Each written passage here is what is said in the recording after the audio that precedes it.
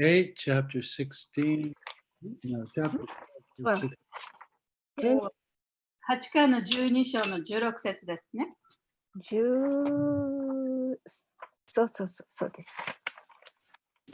So let's chant Jaya Radha Madhava and then we'll have our class. じゃあ、マダバを唱えて、行きましょう。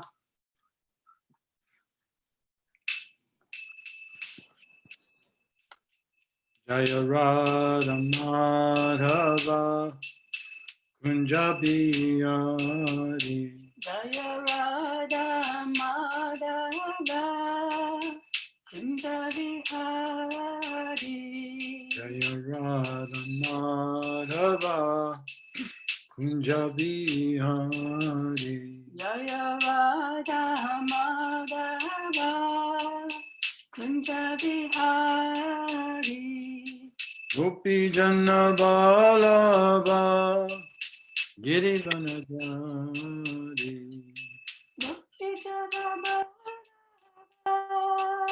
Kirivaradari Gopi Janna Balava Girivanajari Gopi Janna Kirivaradari Yasodanandana Braja Jana Rajana Yasodanandana Brajajana Ranjana Yasodanandana Braja Jana Rajana Yasodanandana Brajajana Ranjana Yamunatira Vanachari Yamunatira Vanachari Yamunatira Vanachari Yamunatira Vanachari Jaya Radha Madhava Kunjabihari Jaya Radha Madhava Kunjabihari Gopi Jana Vallabha Girivanadari Gopi Jana Giridharadari Yasodanandana Braja Jana Rajana Yasodanandana Brajajana Ranjana Yasodanandana Braja Jana Rajana Yasodanandana Brajajana Ranjana Yamunatira Vanachari Yamunatira Vanachari Jaya Radha Madhava Kunjabiyari Jaya Radha Madhava Kunjabihari Nitai Gaur Premananda Hari Hari Bo. Okay. Om Namo Bhagavate Vasudevaya. Om Namo Bhagavate Vasudevaya Om Namo Bhagavate Vasudevaya. Om Namo Bhagavate Vasudevaya Om Namo Bhagavate Vasudevaya. Om Namo Bhagavate Vasudevaya. So this is Canto 8, Chapter 12, verse 16. では第8巻12章16節です。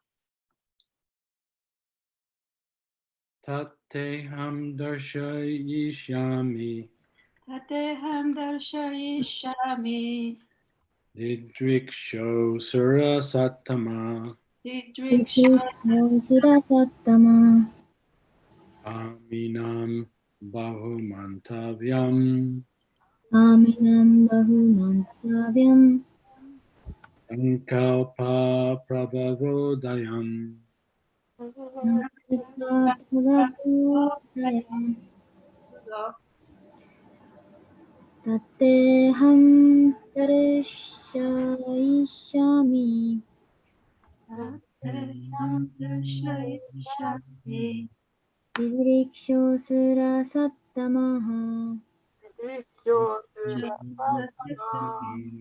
カミナンバフマンタビャンカミナンバウマンタビャンサンカルパプラバボーダヤンサンカルパプラバボーダヤンタテハンダルシェイシャミタテハンダルシャイシャミンディドリクソスラサタマディリシャスラサッタマカミナンバウマンタビャンカミナンバフマンタビャンサンカルパプラバボーダヤンサンカルパプラバボーダヤン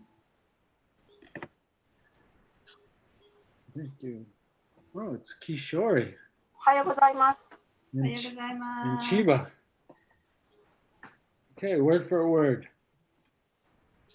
Tat, た that, その te, 手、 unto you, あなたに、 aham, アハン、 I, 私、 Yarsha Yishami, ダルシャイシャミン、 shall show, 見せよ didriksho, う、ディリクショー、 desirous of seeing, 見たいと望んで、 surasatama, スラサッタン、サ O ッタマ、 best, O best of the demigods, 神々の中で最高のお方よ、 kaminam, 神ナン、 of persons who are very lusty, 情欲の強い人々の bahu, バフ、 very much, とても、 mantavyam, マンタビアン、 an object of adoration, 崇拝の対象、 sankalpa, サンカッパ、 lusty desires. 情欲な望み、 That's a surprise, isn't it? まあ、サンカルパじゃない。 Yeah, we think of sankalpa as like determination. Maybe it's determination of lusty desires. うん、普通サンカルパってね、その固い決意みたいなこと言うんですけど、もしかしたらこの場合は、その情欲に対する固い決意かもしれないですね。Prabhava udayam, プラバーバブダヤン、 causing to be strongly aroused. ひどく刺激する原因となって、 Translation and purport by His Divine Grace A.C. Bhaktivedanta Swami Srila Prabhupada. O best of the demigods, I shall now show you my form that is very much appreciated by those who are lusty. Since you want to see that form, I shall reveal it in your presence. AC バクティベダンタ・プラブパーダによる翻訳です。神々の中で最高のものよ。では、高尚なものが大絶賛する私の姿を見せよう。あなたが見たいと望んだその姿で、あなたの前に現れよう。はい。Purport. You said that with conviction. Lord Shiva is desiring to see Lord Vishnu reveal the most attractive and beautiful form of a woman was certainly a joking affair. 最高に魅力的で美しい美女になった主ビスニューを見たいという主シヴァの望みは、ほんの冗談でしかなかったことは確かです。Lord Shiva knew that he could not be agitated by any so-called beautiful woman. いわゆる美女と呼ばれるようなものに自分の心が奪われるはずがないことを主シヴァは知っていました。The Daityas have been bewildered, he thought, but since even the demigods could not be agitated, what to speak of me, who am the best of all the demigods? ダイティアたちが惑わされたとしても、神々でさえ乱れることはなかったのだ。神々の中で最高である私が惑わされるはずがないと彼は考えていました。However, because Lord Shiva wanted to see Lord Vishnu's form as a woman, Lord Vishnu decided to impersonate a woman and show him a form that would immediately put him in an ocean of lusty desires. それでも、主シヴァが望んだので、主ヴィシュヌは女性の姿を表すことに決めました。一瞬のうちに彼を情欲の海に陥れてしまう姿を見せることになったのです。In effect, therefore, Lord Vishnu told Lord Shiva, I will show you my form as a woman, and if you become agitated by lusty desires, do not blame me. そこで主ヴィシュヌは主シヴァにおっしゃいました。では、女性になった私の姿を見せましょう。しかし、たとえそれであなたの情欲がかきたてられても私を責めないでください。The attractive features of a woman are appreciated by those who are affected by lusty desires. But those who are above such desires, who are on the platform of Krishna consciousness, are very difficult to bewilder. 情欲に影響される人にとって魅力的な女性の姿は称賛に値しますが、そうした欲を超越したクリシュナ意識の段階にある人の心を乱すことは非常に困難です。Nonetheless, by the supreme desire of the personality of Godhead, everything can be done. とはいえ、思考人格心の思考なる望みによればできないことなどありません。This was to be a test of whether Lord Shiva could remain unagitated. これは主シヴァが不動の状態でいられるかという試みでした。はい。End of the purport. パポート終わりです。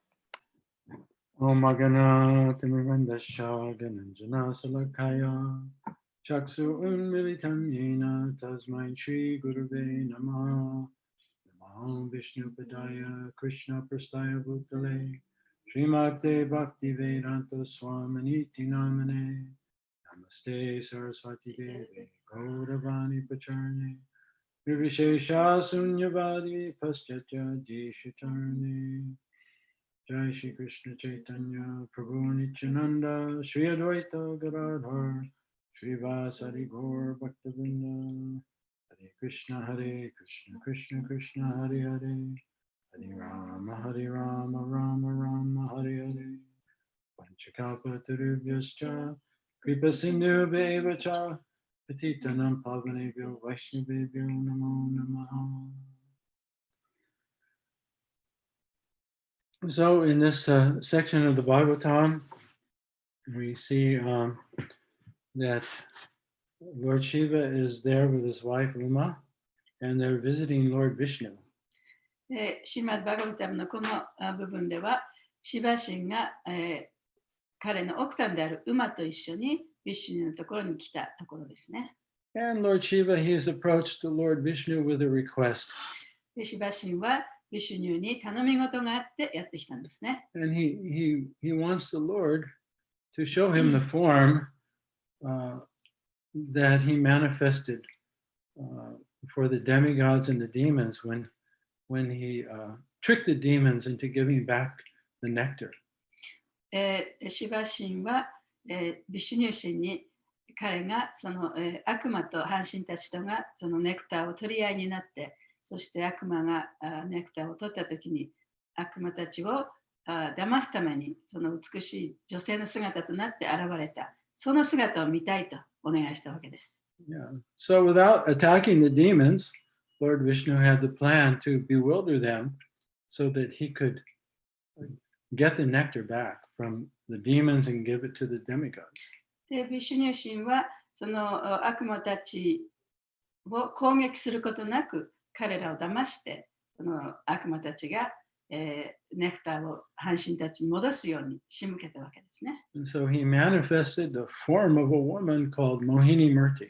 そこでモヒニムリティと呼ばれる美しい女性の姿を装いました。And as predictable, the demons being lusty, they became very attracted to the form of Mohini Murti. 当然のことながらその悪魔たちをとても情欲が強いために、モヒニムルティの姿に魅了されてしまいました。And when a man is captivated by lust, he will do anything for the woman. Whatever she asks, he will do.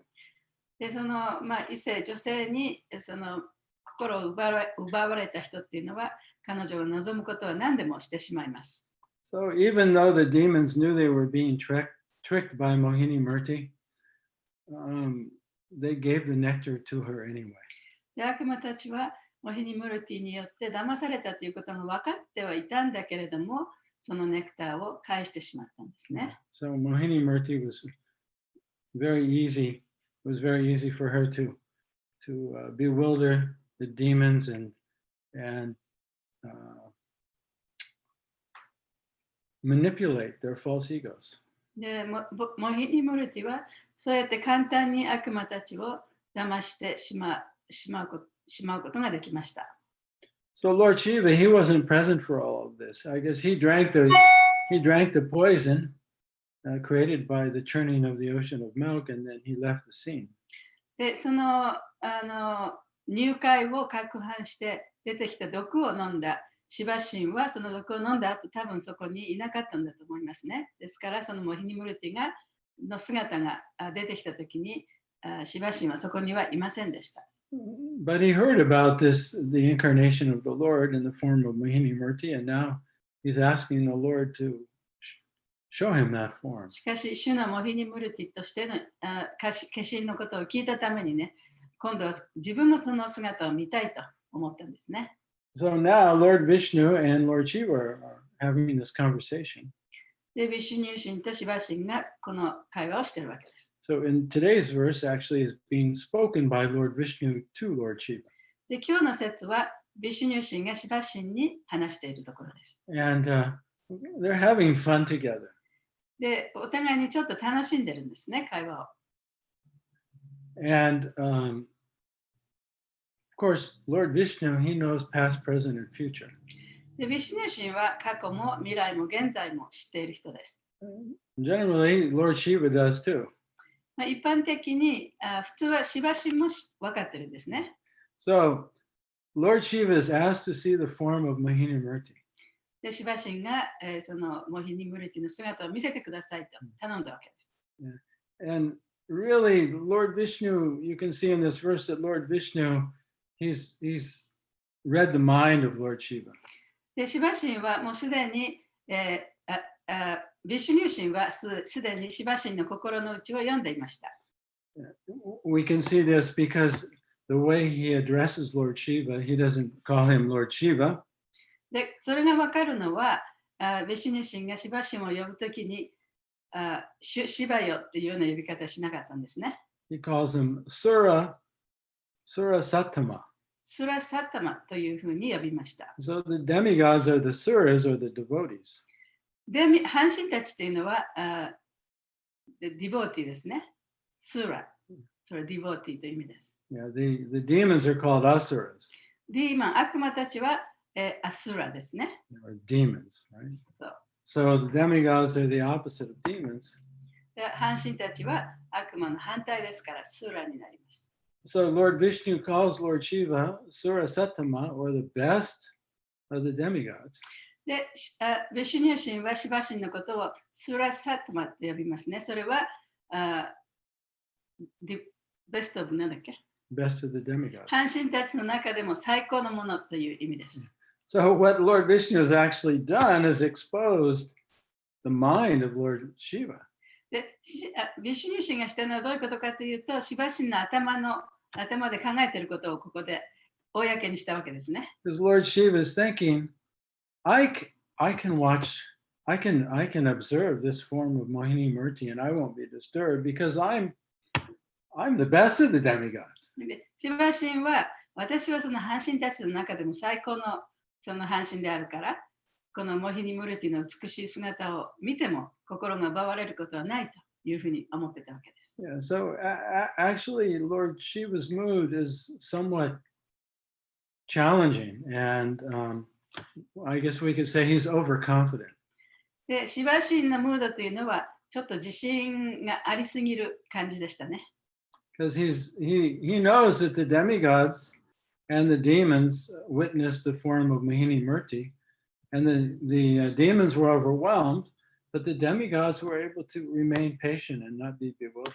というのは、シバ神はその悪魔たちも半神たちもその美しい姿を見たんだけれども、見たときに悪魔たちはその姿に心を奪われてしまった。しかし、半神たちはそれに動揺することがなかったということを知っていたからです。So Lord Shiva, he's thinking, well, if the demigods could maintain a state of unbewilderment, then I can do that too. だからシバ神は、いや、半神たちがね、そうやって心を乱されなかったんだったら、私なんかもってのほか心が乱されることはないだろうと思ったわけですね。And then we know from the purport that Lord Vishnu, he's smiling, but he's very grave. で、ここで解説の中で、ビシュニュはこうニコニコと微笑んではいるんですけれども、とてもその真剣に話していました。Because he knows, because he's a supreme Lord, that even though Lord Shiva is very powerful, he's going to be completely bewildered. で、というのは、ビシュニュ神はその、みんなの心の中にいるわけですから、そして全てのことをコントロールしているわけですから、そういう状態のシバ神であったとしても、彼はこのモヒニムルティの姿を見たらきっと心が動かされるに違いないということが分かっていたからです。Yeah, so Lord Shiva's psychology is I won't be bewildered. でシバのその心理的なものは、私はそんな心が動かないと。Somewhat challenging. でそうやってちょっとチャレンジ精神があったんですね。And then as Prabhupada, he expresses the mind of Lord Vishnu here in the purport. で、プラババとここでビシュニュ神のマインドをここで私たちに教えています。He said, I will show you my form as a woman, and if you become agitated by lusty desires, don't blame me. で、だからその時にね、ビシュニュ神が、いや私はね、お前にね、この美しい女性の姿を見せてあげると。でその姿を見た時に、お前の心が動いたとしても、私のせいにしてはいけないと言ったんですね。So really the lesson of this pastime is that Lord Vishnu is supreme even to Lord Shiva. で、この説でもって学べることは何かというと、ビシュニュ神はシバよりもさらに上にあるということなんですね。So no one is superior to Lord Vishnu in power. で、誰もその力においてビシュニュ神を超えることはできないということです。And so he can bewilder anyone, even Lord Shiva. でビシュニュはシバ神でさえも心を惑わすことができる。Yeah, so Lord Shiva, he's being a little foolish to even challenge Lord Vishnu in this way. で、シバ神はこんなふうにビシュニュ神にちょっとチャレンジしてみるということがちょっと愚かなことだということがわかります。Yeah, because the Krishna's bewildering energy can bewilder anyone. で、そのクリシュナの当惑されるようなエネルギーっていうのは誰でもね、当惑させることができるエネルギーだからです。One of my favorite pastimes is the pastime of Krishna killing Aghasura. で、私の好きなクリシュナの娯楽の活動の一つは、クリシュナがアガスラの悪魔を殺すというお話です。You know, Krishna and the cowherd boys were marching through the forest having fun. で、クリシュナとクリシュナの牛飼いの少年たちは森の中で楽しく遊んでいました。And then they came upon this gigantic, what looked like a gigantic cave. で、その大きな洞窟のようなものの前にね、来たんですね。But actually it was the mouth of で Aghasura, もそれは本当は洞窟ではなくて、アガスラの口でした。 just waiting to eat up Krishna and the cowherd boys. で、アガスラはそこでクリシュナと牛飼いの少年たちをそこで食べてしまおうと待ってたわけですね。 Right? He was sent to Vrindavan to kill Krishna で、by Kamsa. アガスラはカムサがブンダーブンに送ってクリシュナを殺そうとした。そのためにブンダーブンに来ていたわけです。And before they went into the cave or Aghasura's mouth, they could feel the breathing of Aghasura. その洞窟、要するにアガスラの口ですけれども、そこに入る前にこのアガスラの息がね、息を感じることができた。And they smelled a very kind of fishy, foul breath. ちょっと魚臭い、もう非常にあんまり良くない匂いがした。So actually, Krishna knew it was the Agasura demon, and so did the cowherd boys. だから本当のところはクリシュナもそれはアガスラだっていうことが知ってたし、牛飼いの少年たちも分かってた。And so the cowherd boys, they had no fear because they knew that Krishna could protect them from anyone し or かし anything. お友達はちゃんとクリシュナが自分たちを守ってくれるんだっていうことが分かってたから何も恐れることはありませんでした。Yeah, so they marched into the mouth of Agasura, but before Krishna was standing behind them. で、その少年たちは、牛飼いの少年たちは、クリシュナは後ろでちょっと待ってたんですね。そのお友達の方がアガスラの口の中にこう入っていった。So then Agasura closed his mouth. じゃあアガスラがその口を閉じた。So all the cowherd boys were inside the body, inside the mouth of Agasura, and Krishna was left outside. で、クリシュナだけが外で待ってたわけですね。で、他の少年たちはみんなアガスラの口の中に閉じ込められてしまった。And just for a second, he panicked. Krishna. で、そこでクリシュナは一瞬ちょっとね、パニック状態に陥ったわけです。And then he smiled. で、そこでニコッと笑って。And he also was marveling at the power of his illusory energy. で、この幻想のエネルギーのその素晴らしさ、力というものにをちょっと感心して、クリシュナは見ていました。So even Krishna enjoys his illusory energy from time to time. で、クリシュナもね、時にはそうやって自分のその幻想的なエネルギーっていうものを楽しむこともありました。Yeah. So who are we to think that, or Lord Shiva, but especially us, who are we to think that we can't be bewildered? で、もちろんここでこの今日の話ではシバ神なんですけれどもね、私たちがそのクリシュナの幻想のエネルギーによって惑わせることがないなんて思うことはね、一体そんなことがあるでしょうか。And so we have to always be humble and careful in our dealings with Maya. だからマーヤとのそのどういうふうに接触するかということについてはね、いつも注意しなきゃいけないし、we have to be なんだっけ、humble and cautious. We have to be very cautious. And of course, this is exemplified by a Prabhupada pastime. I'm sure you've all heard this, but it's nectar, so I'll say it again. で、これはそのプラバパータの活動の中でもこういうお話があります。で、このことは皆さんも何回も聞いたと思いますけれども、とても素晴らしいことなので、もう一回言いますね。So Prabhupada was in London and he was on a morning walk. で、プラバパータはロンドンで朝の散歩をしていました。And he mentioned on his morning walk how a pure devotee never falls down. で、朝の散歩の時に、純粋な献身者というのは絶対に落ちることはないというふうに言ったんですね。So especially that means not falling down by illicit sex.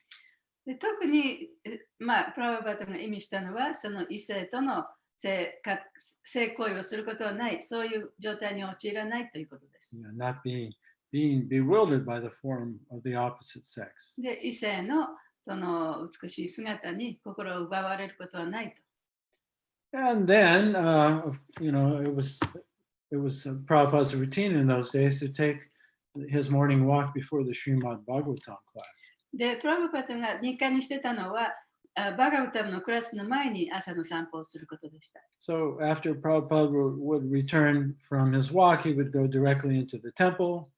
で、その散歩の後、直接、テンプルルームに行きます。And then there would be greeting of the deities. そして、ご神像にのドアが開くんですね。And Srimad Bhagavatam. そしてバガバタムのクラスがあります。So Prabhupada, he was looking at the forms of Radha Landanishwari. で、プラバパタはラダ・ロンドン・イシュワリの姿を見ていました。And he spent a longer time looking at the deities than normal. そしてその時にプラバパタは普段よりもちょっと長い時間ね、ご神像を見つめていらっしゃいました。He appeared to be looking at the deities very intently and praying for a long time. で、もう本当に真剣にご神像を見て、その心の中でお祈りをされているようでした。So then, after class, Prabhupada goes to his room, has breakfast. で、クラスの後に、自分のお部屋に帰って、そして朝食を食べました。And then in the late morning, get a massage. で、朝のもうちょっと遅い方の朝ね、にマッサージを Is that 受けます。 difficult? 朝の、なんていうかしら。Anyway, Yeah, it's okay. Yeah, then he'll take his bath and chant Gayatri そしてお風呂に入って沐浴をして、ガヤトリを唱えます。 and have lunch. で、ランチを食べます。 So somewhere during that time, Prabhupada's servant asked Prabhupada, when you were standing for the deities this morning, I noticed that you seemed to be looking very intently and praying to them, and I wanted to know what you were praying for, or what were you thinking? で、その間に、そのプラブパートの召使いの一人が、プラブパートに聞いたんですね。今朝ね、そのロンドン・イシュワリのご心臓を見ていたときに、なんかいつもより長い時間ね、じっとそのご心臓を見て、なんかお祈りしてるみたいでしたけれども、一体何を考えてらしたんですかっていうふうに聞いたんですね。And Prabhupada told his servant that actually I was praying to the deities to protect me from ever falling down. そしたら、プラブパートは召使いに、私はご心臓に私を守ってください。で絶対に落ちないようにね、私を守ってくださいというふうに頼んでたんだというふうに言いました。And so his servant was a little surprised by that. で、召使いはそれを聞いてちょっと驚いたんですね。Because so he asked Prabhupada, he said, Prabhupada, on your morning walk, you said that a pure devotee never falls down. So why were you praying to the deities to never fall down? で、その召使いが、朝の散歩の時にね、あなたは純粋な献身者っていうのは絶対落ちないっておっしゃってたのに、なんでじゃあそんな落ちないように私を守ってくださいとお祈りしてたんですかと聞いたわけです。And Prabhupada said, yes, exactly. That's why a pure devotee never falls down. で、プラブパートがね、まさにそれなんだと。だから純粋な献身者っていうのは絶対落ちないんだ。いつもそういうふうにお祈りしてるから落ちないんだというふうに答えました。Because the pure devotee is always thinking of Krishna and praying to Krishna, thanking Krishna for protecting them and asking him to please continue to protect me. で、純粋な献身者というのは常にクリシュナにその自分を守ってくれてありがとうという感謝の気持ちと、そして絶対にまたこの私を守り続けてくださいというそのお願いをずっとしてるわけですね。Because the jiva is tiny. というのはジーバというのは非常に小さいものです。He's tatashta shakti. He is the marginal energy. タタシタシャクティ、その中間エネルギーにあります。Yeah, just like that section of the beach that sometimes is underwater and sometimes, if the tide goes out, then it's just dry land. But when the tide comes in, it's covered by water again. で、それはちょうどその海岸のビーチのね、潮の満ち干があって、潮が満ちてくると、そこの部分がカバーされてしまう。水でね、覆われてしまう。で、潮が引いていくと、そこの部分がまた砂浜になる。その部分なんですね、私たちがいるのは。So we're either controlled by the external energy or the internal energy. だから私たちは外的なエネルギーや、そして内的なエネルギー両方に支配されているわけです。And so at any moment we can fall down and we can be bewildered by the external energy if we're not careful. だから本当に注意しなければ、いつ何時その外的なエネルギーによって惑わされて落っこちてしまうかもしれない。And so there's, the verse in chapter 7, verse 14 of Bhagavad Gita that explains how only those who are surrendered to the Lord can overcome the illusory energy. で、バガバディギータの7章の14節の中に、その主に身を委ねた者だけが、その主の幻想のエネルギーを乗り越えることができるということが言われています。And that the illusory energy, which is epitomized by the form of a woman, is always under the control of the Lord. で、その幻想のエネルギーっていうのは、その最高峰にあるのは女性の姿ですね。で、それは常にその主によってコントロールされています。Yeah, of course, even women are bewildered by their own form. で、女性でさえもね、その自分の美しい姿に惑わされることがあります。Right? If a beautiful man and a beautiful woman walk into the room together, everyone looks at the woman, even the woman. というのはね、そのものすごくハンサムなその男性とものすごく美しい女性が一緒にこう部屋に入ってきたら、たとえ女の人でもその美しい女性の方にね、目が行くと思います。Yeah, so men are not very attractive. だから男性っていうのはそういう意味ではあまりね、魅力的ではない。Anyway, let's look at Bhagavad Gita 7:14. じゃあバガバドギーターの7章の14節をちょっと見てみましょう。Daiviyeshu gunamai mama maya dharatya mame vide prapadyante maya me tantarante. So that this Maya energy, it's my energy, therefore it's divine, is difficult to overcome. And only those who surrender unto me can cross beyond it. バガバドギーター7章の14節です。物質自然の取り具からなる私のこの聖なるエネルギーに打ち勝つことは大層難しい。だが私にすべてを任せて服従する者は容易にこれを乗り越えてゆく。And so because we have free will, 私たちには自由意志というものがあるので、and because we're eternal beings, そして永遠な存在であるために、surrender to the Lord, the surrendering to the Lord is not a one-time deal. 主に身を委ねるということは、その一回それをすればいいということではないんですね。Because we always have a choice, Krishna or Maya. で私たちにはクリシュナを選ぶか、マヤを選ぶかという選択肢がいつもあるわけです。It's a choice we always have to make. で私たちがその選ばなければいけない選択肢なんですね。If we didn't have that choice, then we wouldn't have free will. でそういう選択肢がなければ自由意志もないということになります。So part of Maya's job is to enable us to have a choice. で、マヤの仕事っていうのはね、そのチョイスをなくしてしまうこと。Otherwise, there's really no love. そうでなければ愛ということは考えられません。In order for there to be love, there has to be two. で、愛が存在するにはね、2つのものがなければいけないね。And there has to be a choice. で、そこに選択肢がなければいけない。So without that opportunity of choice, we couldn't have exchanges of love between each other or with Krishna. で、そういう選択肢がなければ、そのお互いにも愛を育むことができないし、クリシュナと自分との間にも愛を育むことはできません。So because the choice is always there, we always have to be making it. でそういう選択肢があるからこそ、いつも自分がね、どっちを選ぶかということを決めなきゃいけない。So let's investigate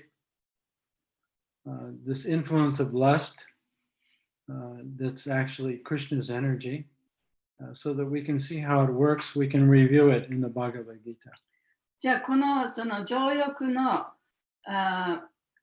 というもののエネルギーで、それはどういうものかというのをね、そのバガバドギータの中でちょっと調べてみましょう。So Krishna explains how lust works to Arjuna so that he can avoid it and make the right choice. で、クリシュナはアルジュナにその情欲というものはどういうふうに働くかということをアルジュナに説明しています。で、それを知ることによって、そういう状態を避けることができるから。In chapter 17 at the end, Krishna says that there are three gates that lead to hell. で、その17章の最後のところで、地獄に行くための3つの扉があると。Doorways to hell. その地獄への扉ですね。Personal hell. Or personal hell. そう個人的な地獄。And also, where Yamaraj lives.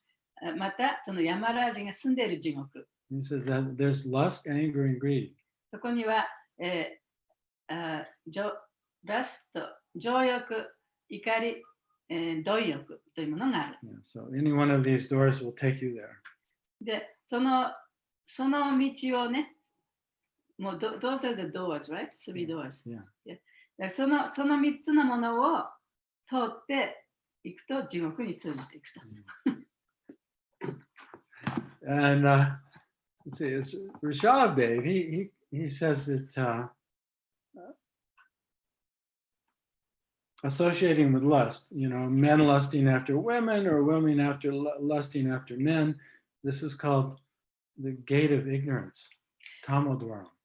で、ルシャーデーブはその情欲の扉をタマドラムと言って、それは男性が女性に惹かれ、女性が男性に惹かれる、そういう情欲ですね、肉欲ですね。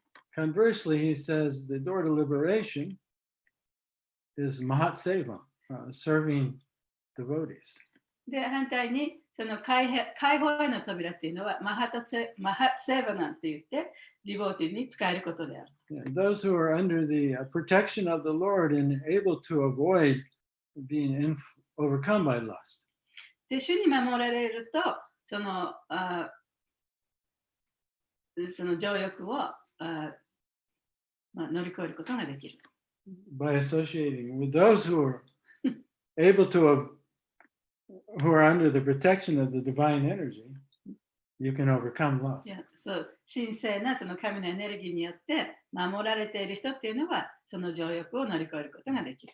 So, particularly in chapter 2 and chapter 3, Krishna talks about lust and how this leads to bewilderment of the soul. で特にそのギータの2章と3章のところでは、クリシュナはその情欲というものがどのようなその魂にね、どのような影響を与えるかということについて説明しています。And he talks about how to avoid being bewildered by lust and taking shelter of the divine energy. そしてどのようにその情欲の影響を避けて、そして、神聖なるエネルギーの保護を求めるか、どういうふうにしてそうやっていったらいいのかということについても説明しています。So let's look at chapter 2.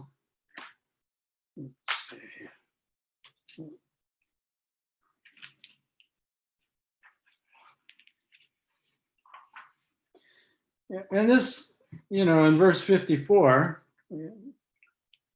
Arjuna inquires from Krishna what is actually divine consciousness. で、54節のところですけれども、アルジュナは、じゃあその神聖なる意識というのは一体どういうものかっていうふうな質問をしたんですね。So what's the consciousness of someone that is free from the influences of lust and the threefold material energy? その物質の三様式から解放された人、情欲の影響から解放された人、そういう人っていうのはどんな兆候を持っているのかということを聞いたわけです。So Krishna says that when a man is no longer attracted to sense gratification, で、クリシュナが言うには、もうその感覚満足をするということにもう興味もなくなった人というのは、and he says the reason we're attracted to sense gratification is because of our mind. で、感覚満足に惹かれるということは、それは自分のマインドがあるからだと。Our mind is imagining this will make me happy. で、私たちのマインドは、これを手に入れたら自分は幸せになるんだなというふうに想像している。So when one no longer identifies with that mind で、そのマインドが自分だと思い込んでいない人っていうのは、and realizes that he's something different, で自分はそのマインドではない何か別のものだということを悟った人というのは、 that he's pure consciousness, 自分は純粋な意識だということが分かる人。 and he finds satisfaction. で、そういう人っていうのは心に満足を感じています。And then he's in transcendental consciousness. そうするとその人は超越的な意識のもとにあるというふうに言えます。So that's the prelude to the discussion on lust. で、それがその情欲ということを話す前の段階なんですね。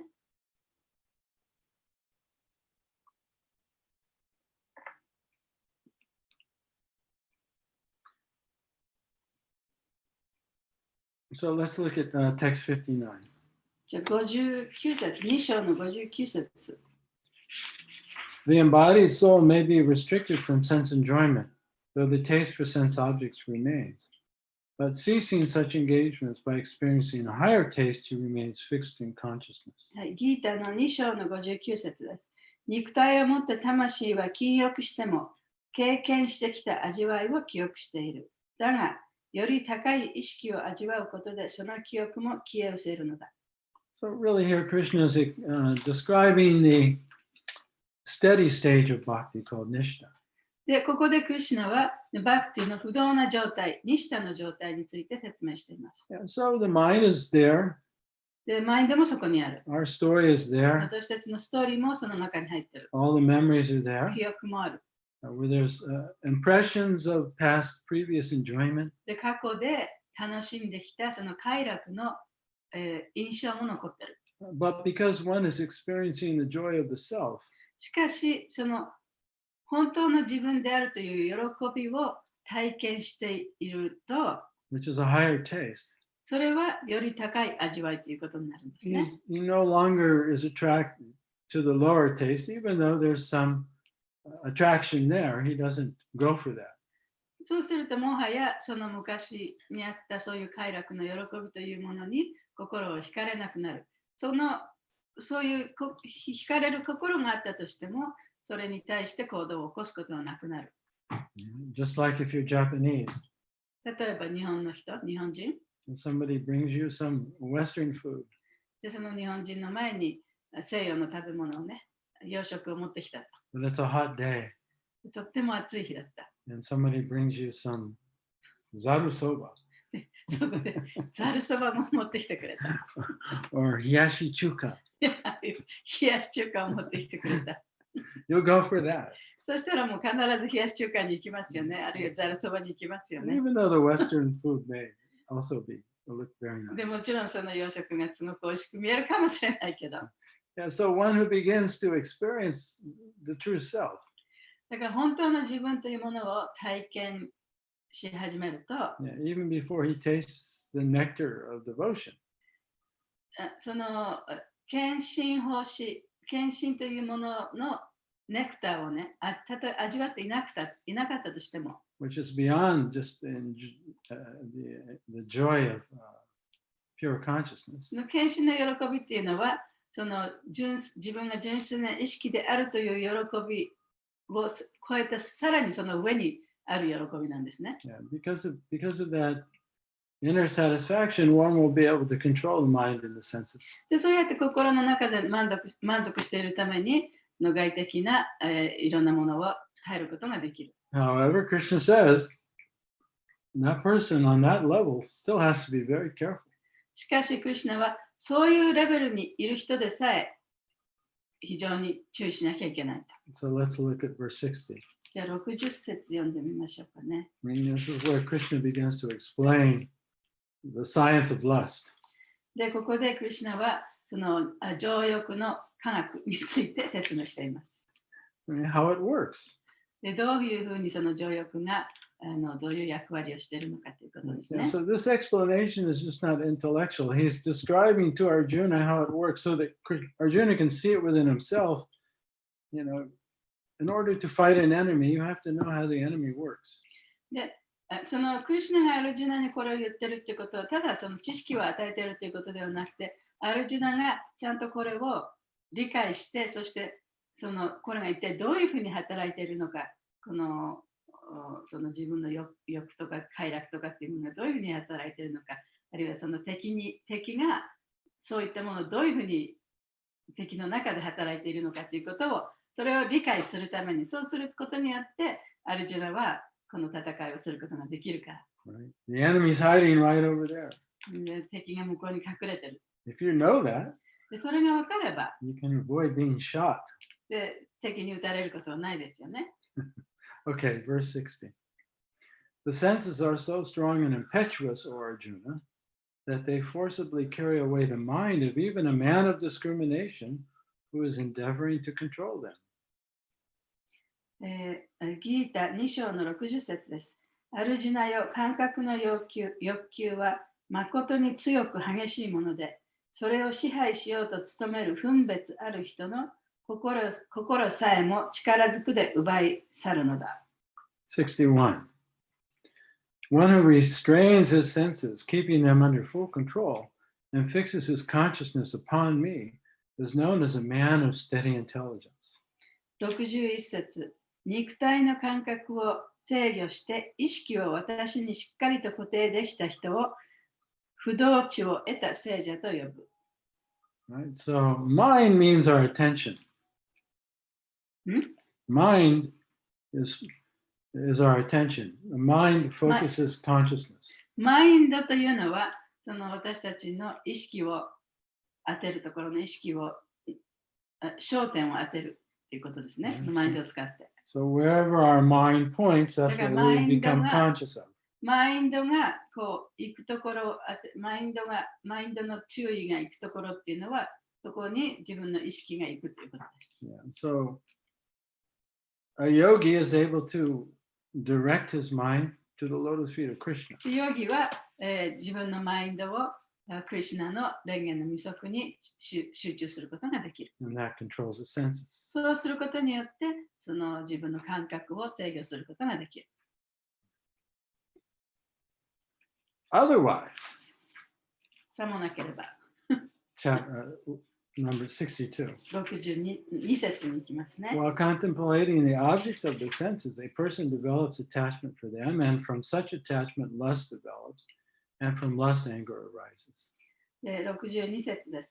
感覚の対象を見、また思うことで、人はそれに愛着するようになり、その愛着より欲望が起こり、欲望から怒りが生じてくる。And then from anger, delusion of memory arises, 63. And from delusion of memory, one is bewildered, intelligence is lost. When intelligence is lost, one falls down again into the material pool. はい、次に63節。怒りに気が迷って妄想を生じ、妄想によって記憶が混乱し、記憶が混乱すれば知性を失い、その結果、人は再び物質の淵に落ちる。So if we focus on the objects of the senses, then we'll naturally become lusty. 感覚の対象物のことを思うとね、そういうものに心を奪われると、情欲が生まれてきます。Yeah. So the yogi is very careful about where he places his attention. ヨギはその自分の心をどこに集中するかということに非常に気を配ります。Yeah. Which is, what are we hearing? What are we seeing? それはどういうことかというと、自分は何を見ているのか、何を聞いているのかということにちゃんと気を配っているということですね。Especially, what are we seeing? What are we hearing? で特にそうです。自分は何を聞いているか、何を見ているのか。Yeah. So we don't just dwell on the objects of the senses. でそうすることによって、その感覚の対象物にその心を没頭させない。Even if you're a very powerful yogi, if you do that, you're going to lose. でとっても非常に力のあるヨギでさえもその力をね、なくしてしまいます。Yeah, so there's another area in chapter 3 where Krishna also describes, maybe even in more detail, the science of the nature of lust. で、その3章のところでクリシュナはその、肉欲の性質というものについてさらに詳しく説明しています。Yeah, so this is something you can go back and review after this class if you want to. でよろしければそのクラスの後にまたそこをね、もう一回読んでみるといいかもしれないですね。Yeah, so the topic of lust arises in the conversation between Arjuna and Krishna because Arjuna asks him directly. で、この話がここでなされているということは、アルジュナがクリシュナにその肉欲について聞いたからですね。Yeah, he says, why do I do things even though I know I shouldn't do that? なんで自分はね、自分がやりたくもないことをやってしまうんだろうか。I almost feel like I'm being forced to act. もうなぜかもう強いられてやってるような感じがする。So let's look at that, chapter 3, verse 36. で、3章の36節を見てみましょうかね。Arjuna said, O descendant of Vrishni, by what is one impelled to sinful acts, even unwillingly, as if engaged by force? 36? Read 36? Yes. はい、じゃあ3章の36節です。アルジュナと、おヴィシュニューの子孫である方よ。人は自らの意志に反してまで罪深い行動に走る場合がありますが、それは何の力によるものですか？ And then Krishna answers very succinctly, 何 37. で、その次で、クリシュナがそこでその問いに対する答えですね。How do you say succinctly? わかんない。Very short, but very clearly. その端的にその答えをしています。It is lust only, Arjuna, which is born of contact with the mode of passion and later transformed into wrath, and which is the all-devouring sinful enemy of this world.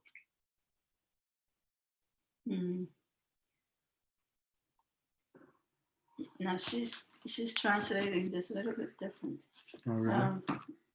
まあ、ここに書いてあるように。You want me to paraphrase it? No, it's okay. She's just using a different words, for the lust. さあ、3章の37節です。バガバン語る。アルジュナよ、それは貪欲なのだ。物質の激性、ラジャスに触れて欲望が生じ、それは憤怒に変わる。誠に貪欲こそこの世の大敵である。Yeah, so any kind of craving, not just sexual craving, also craving for food, this is all lust. Okay. So, ラスト、肉欲とか貪欲とかって言われてますけれども、多分貪欲の方が当てはまるかもしれないね。というのは、貪欲っていうのは、そのセックスに対する欲だけではなくて、いろんなもの、物質的なものに対するその強い欲望のことを言ってます。Yeah, any overwhelming desire and urge. もう何かを欲しいというようなね、その強い衝動のことを言います。それがラストと言いますね。Yeah, even attachment to your opinion and being right. で例えば自分の意見にすごい執着して自分が絶対この自分の言ってることが正しいというのも貪欲の一つに入ると思います。And craving anything you want that you don't have. で自分が持てないものを欲しいと強く思うこともそうですね。Yeah, there's this burning feeling, そう this いう pain. 焼けるような痛み。I don't have it, 私は持ってない。 and I want it. 絶対これが欲しい。That is that burning lust. それがその焼けるような貪欲。And of course, and it becomes particularly inflamed or crazy when it's in relationship to the opposite で sex. それが特に異性にその欲が向けられるともっともっと特に強いものになっちゃうんですね。Okay, let's look at 38. 38節いきますね。As fire is covered by smoke, as a mirror is covered by dust, or as the embryo is covered by the womb, the living entity is similarly covered by different degrees of this lust. 3章の38節です。煙で覆われた火のように、塵で覆われた鏡のように、また子宮に包まれた胎児のように、生物は異なった程度の欲望に覆われている。Yeah, so this lust, this craving energy is not actually part of the soul. It's something covering the soul and bewildering the soul. でこの欲望っていうのは、貪欲さっていうのは、生命体のその本質の一つではないんですね。それは生命体を覆っているもの、塵のようなもの、煙のようなものなんですね。Yeah, so lust isn't coming from the soul. だからそういう貪欲さは生命体から来てるわけではありません。It's not the soul's quality. で生命体の質でもないです。魂の質でもないです。Actually, the soul's quality is just the opposite, で魂の質というのは本来正反対のものです。which is inner satisfaction. それはその内なる満足ですね。Sat Chit Ananda. さチダナンダ。Yeah, Ananda is joy. アナンダというのは喜びです。That's the nature, the essential quality of the pure consciousness. それが純粋な意識の一番その真髄の質なんですね。So Krishna says this energy is covering the conditioned soul. で、クリシュナが言うには、そのエネルギーがその条件付けられた魂を覆ってしまっている。Yeah, this lusty craving. この貪欲さ、肉欲さ。And then 39. で、39節。Thus, the wise living entity's pure consciousness becomes covered by his eternal enemy in the form of lust, which is never satisfied and burns like fire. 39節。このように賢い生物の純粋意識は欲望という形の天敵に覆われている。それは底なき谷のように悪ことを知らず、燃え盛る火のように心身を焼く。Then he goes on in verse 40 to say, the senses, the mind, and intelligence are the sitting places of this lust.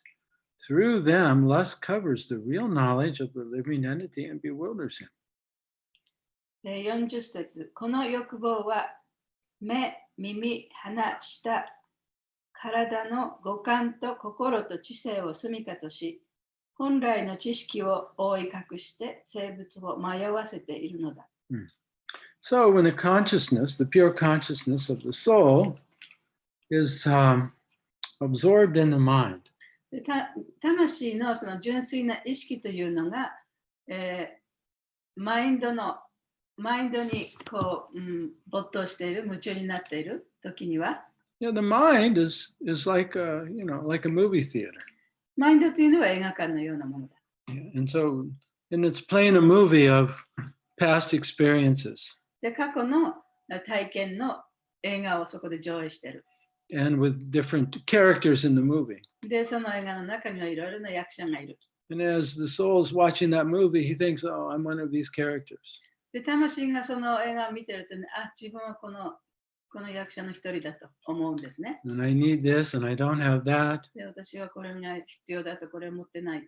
And then the intelligence is thinking, well, how do I get that? そうすると知性が、じゃあどうやったらこれを手に入れることができるかと考える。Making plans to get enjoyment. で、そうやってどうやって楽しみを得ようかという計画を立てるわけですね。So in this way, the pure consciousness is like caught in a movie. そうやって純粋な意識が映画に取り込まれていってしまう。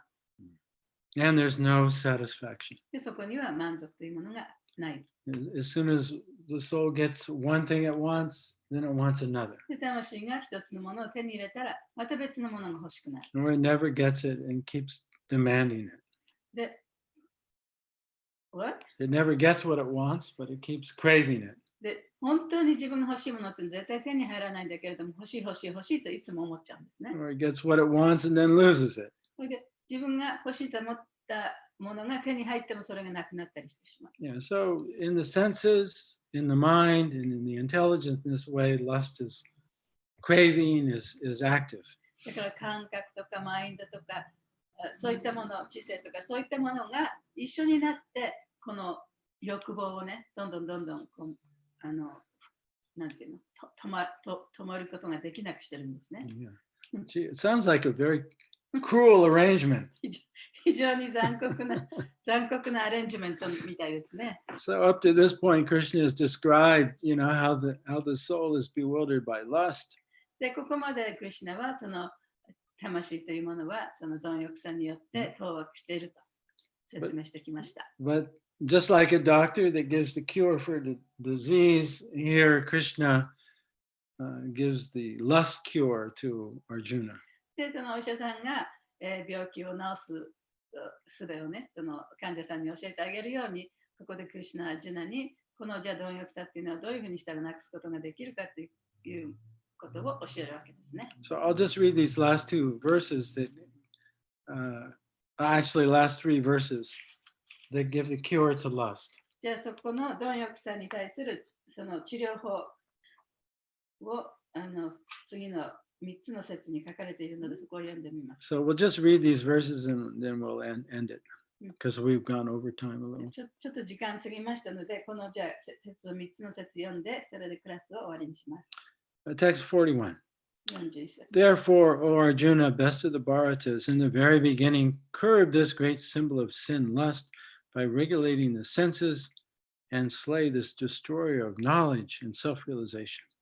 第41節。バラタの最も優れた子孫アルジュナよ、まず真っ先に自らの感覚を規制して、この大悪者、欲望を拘束し、この知識と自己実現の破壊者を殺せ。So first step is to master your mind and senses. で、最初は自分の感覚とマインドをコントロールするということね。 And how to do that come next それをどういうふう instruction. にするかというのは次の説に書かれています。 42. 42節。 The working senses are superior to dull matter. Mind is higher than the senses. Intelligence is still higher than the mind. And he, the soul, is even greater than the 42節 intelligence. 作用する感覚は物体より優れ、心は感覚より勝っている。さらに知性は心より勝り、そして魂は知性より上位である。 So Krishna is saying that consciousness has to disentangle itself from identification with the mind and the body. だからクリシュナは言ってるのは、その魂というのは自分がマインドだ、そして体だと思うね。そういうことから自分を解き放さなければいけない。So this is the practice of Krishna それ consciousness, がクリシュナ意識の修練の一つなんですね。 which he explains in 43. それを43節で説明しています。 Thus, knowing oneself to be transcendental to the material senses, mind, and intelligence, O mighty armed Arjuna, one should steady the mind by deliberate spiritual intelligence, Krishna consciousness, and thus, by spiritual strength, conquer this insatiable enemy known as lust.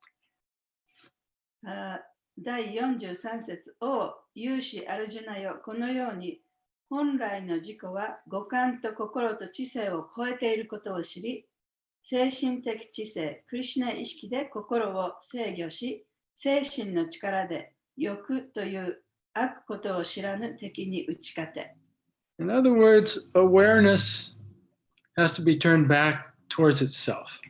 どういうことかというと、自分の方に、自分に対して意識を向かなきゃいけないということ。 To experience yourself as pure awareness. で自分がその純粋な意識だということを体験するために。 And this life, this awareness is coming from greater awareness, Krishna. そしてこの自覚というか意識というのはそのより大きな意識、すなわちクリシュナから来ているのだということを体験するため。 Therefore, I should engage my awareness だから自分のその自覚ということを使わなきゃいけない。 my mind, my senses in the service of the source でその自 of 分の life, その Krishna. 自分の意識、自分のマインド、自分の感覚というのをクリシュナへの奉仕に使わなきゃいけない。 Then I'll be protected and satisfied. そうすれば心も満足するし、ちゃんと守られていくだろう。 And be not overcome by lust. そしてその貪欲さに、その貪欲さの虜になることはない。 Sorry, I went so over time. すいません、またすごく長くやりすぎました。オーバータイムしちゃってごめんなさい。はい、ありがとうございました。はい。でも一つだけ感想です。はい。二体さんのお父さんが亡くなる前に、二体さんが言ってたんですけど、最後までそのお父さんには食欲があった。マインドじゃないけど、ラストは食欲だった。それがあるって言ってて、それをラストの説明聞いたときに、二体さんのお父さんを思い出しました。